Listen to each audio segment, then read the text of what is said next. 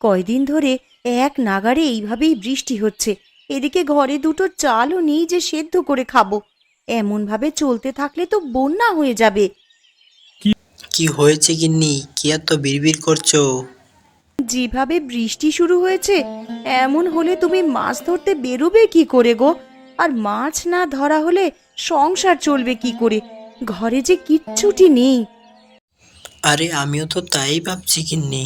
এভাবে যদি বর্ষা বাদল লেগে থাকে তাহলে তো আমাদের না খেয়ে মরতে হবে। কাল বিল থেকে দুটো কলমি লতা তুলে এনেছিলাম।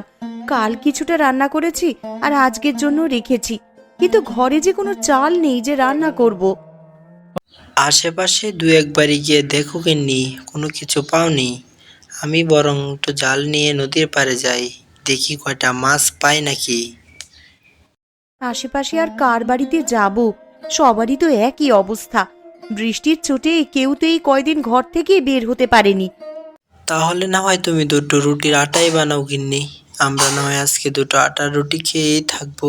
কি আর করবো বৃষ্টি বাদলের দিন।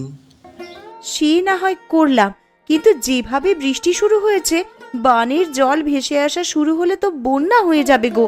তখনকার জন্যে ঘরে তো কিছু শুকনো খাবার মজুদ রাখতে হবে।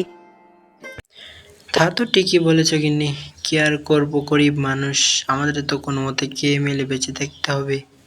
এভাবে যদি বৃষ্টি লেগেই থাকে তাহলে তো বন্যা হয়ে যাবে। ঘরে শুকনো মুড়ি আছে, দুটো চিবিয়ে যাও, না হলে পরে আবার খিদে লাগবে। না না, এখন আর কিছু খাবো না। দাও গিন্নি, জালটা দাও, আমি চলে যাই। দেখি জালটা দিয়ে কিছু মাছ ধরতে পারি কিনা, ওইটি দিয়ে আবার বাজারে যেতে হবে। রান্নাঘরে দেখো, একটা ব্যাগের ভিতরে জাল রাখা আছে, সেখান থেকে জাল আর মাছ রাখার পাত্রটা নিয়ে যাও। ঠিক আছে, আমি তাহলে বের হলাম গিন্নি। সাবধানে যেও।